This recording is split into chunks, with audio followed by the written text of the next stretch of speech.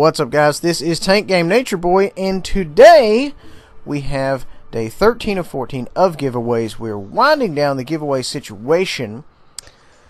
Someone said in a comment somewhere, I have no idea where, that Spartan Elite and I should, run E50Ms and da-da-da-da, and I am not a fan of this tank. I'll get into that in a moment, as well as the giveaway. Trust me, it's coming.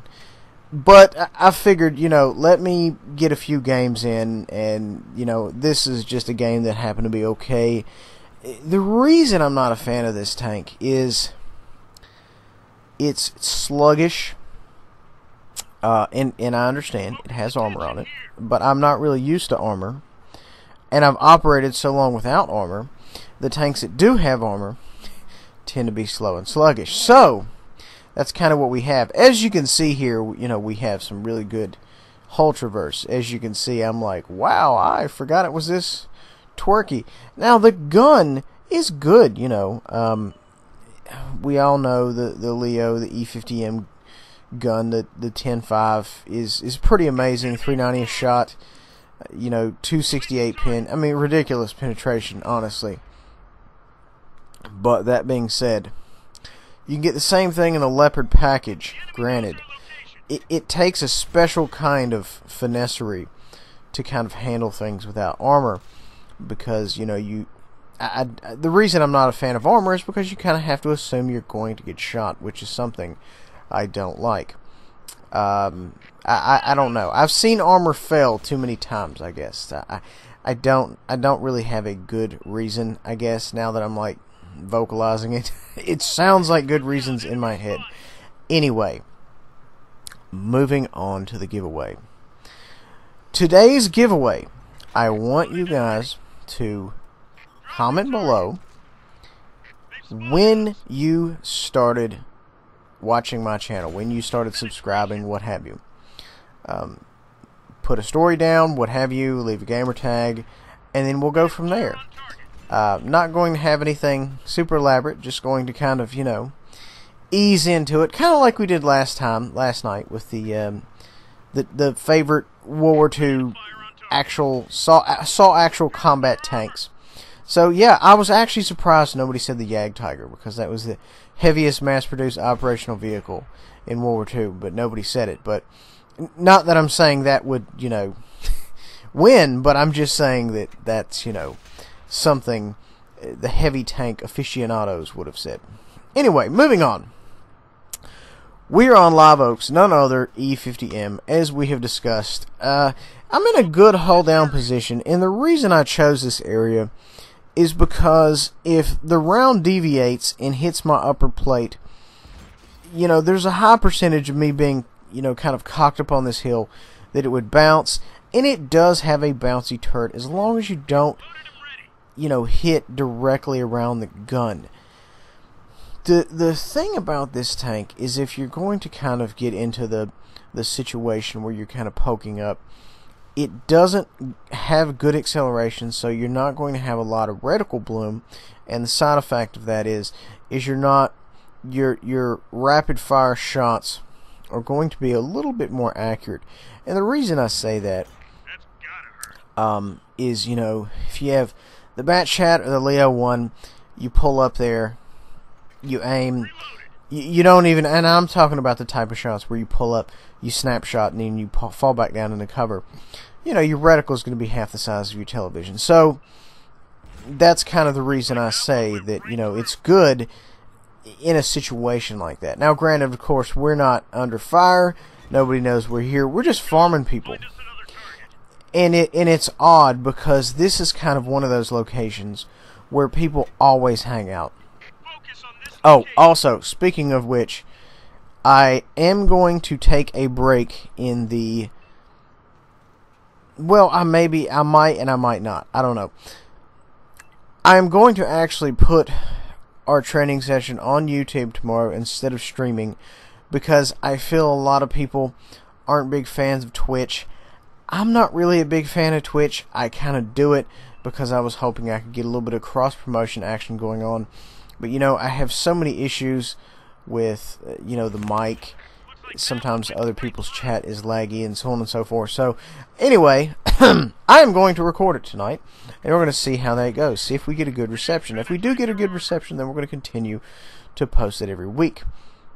Back to the game. So anyway, guys, as you can see here, you know, we're essentially just support fire. We're not tip of the spear. We're just out here making it happen.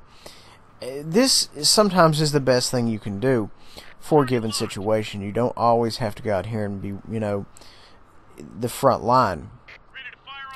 And you know, if you're out here and you're making a contribution to the game, you know, then you are doing your part. Now I know there's the whole thing of, oh well, you know, hey, there's an E100, there's an IS-7 camping in the back, IS-4, what have you. That's kind of a different animal, because you know, even if you put up 5,000-6,000 damage, other people are getting shot who don't have the armor to survive getting shot. If you kind of catch my drift. In other words, you know, if you have an E100 sitting back and an AMX-50B sitting back, you know, you say, okay, well, okay, I see why the 50B's sitting back. He doesn't have any armor. But if it's vice versa, and the Hundo sits back and the 50B's on the front line, you're going to lose the front line. And then, you know, you're going to have the Hundo next to the Arty. I thought I would kind of throw that in there. The mediums and the lights kind of can really get away with almost whatever. They can get away with support fire, they can get away with flanking, they can get away with a lot of things. And that's one of the things I like about them, that they're super, super versatile. Bye. And, you know, also at the same time, if you go down a flank in a medium or a light, you're not married to that flank like you are with a heavy. You go out with a heavy, that's your flank. You know, if that flank gets overrun, you are out of there.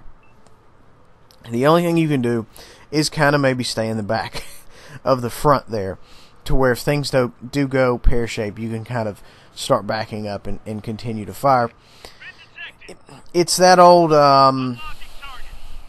Corellia. It's that old Corellia nutshell right there. Everybody pushes that ridge in the southeast corner of the map, and then, you know, one side's going to win, one side's going to lose, and they just keep backing around the corner, and that's just exactly how it happens. So that's kind of the point I'm trying to make, if there is a point. Anyway, moving on. Guys, as far as the team goes, we are in trouble. This is kind of one of those situations where we just need to farm all the damage we can before we die. We know we're going to die, so we need to kind of get in our best position. I decided to try to farm this IS-7 just a little bit, but I saw him just fire. That's why I decided to give him my side and kind of get the heck out of here. He is coming towards me. I'm not crazy about it. I'm taking rounds from everywhere. This is important to kind of take a cool head, or have a cool head. Excuse me. I was really in trouble because they were just coming from all sides. I didn't really. There's not really so much I could have done. As I watch the footage, I look back and I'm just like, well, you know, I was kind of surrounded, I was taking rounds, and he ran me, insult to injury more or less, because after that, there's not really a whole lot you can do. But you know what, the E50 is very, very heavy, so it's not like we took a whole lot of damage, you know, so it is what it is. I mean, you know, we did well as an individual. As a team, not so much, because they still had half their team. So I felt like, you know, we could have maybe pulled it out, possibly.